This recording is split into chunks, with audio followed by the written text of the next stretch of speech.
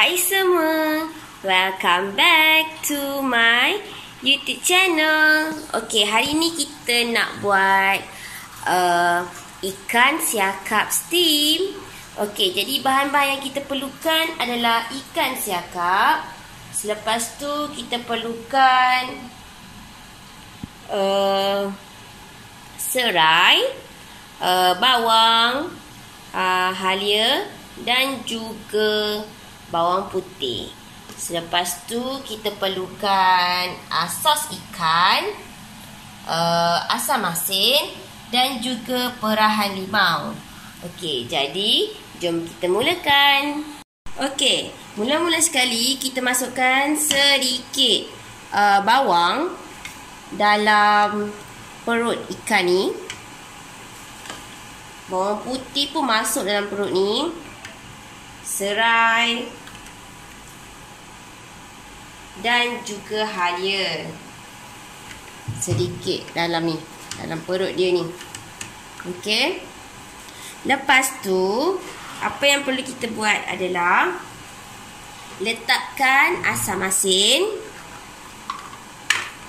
dekat kita punya ikan dan tuangkan sedikit air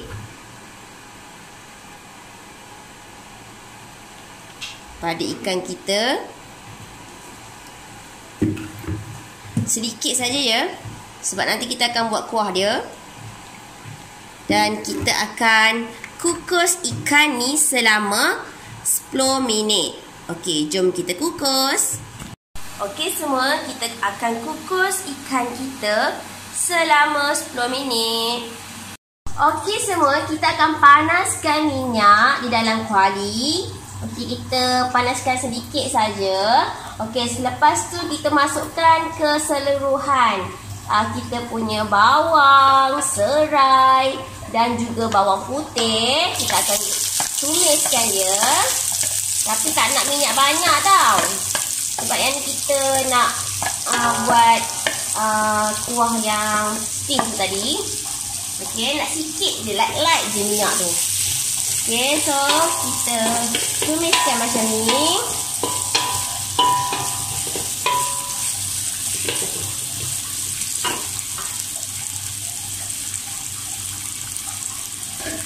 Okey, selepas tu kita masukkan asam boi.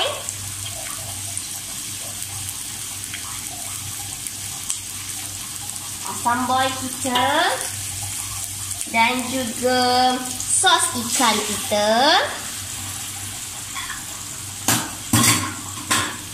Kacau.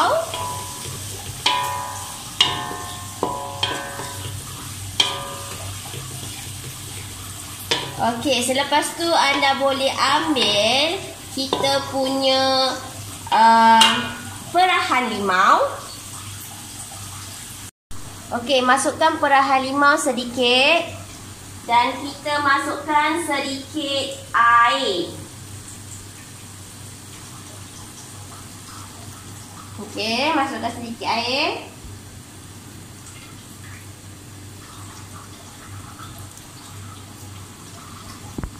Okey, selepas tu kita akan masukkan sedikit garam dan perasa.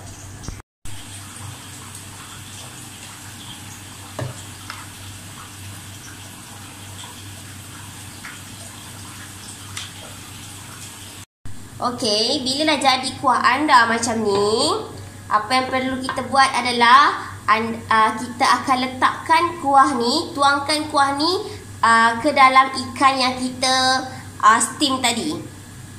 Okey, setelah 10 minit ikan kita akan jadi macam ni. So, ambil kuah yang kita masak tadi dan kita akan tuangkan di dalam ikan ini.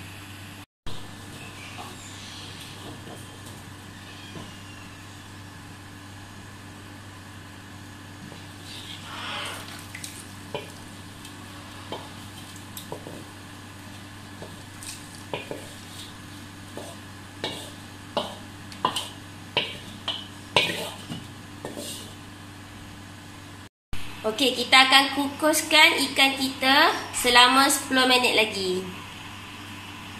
Okey semua, ikan siakap steam kita dah siap. Okey, selamat mencuba. Jom kita berbuka.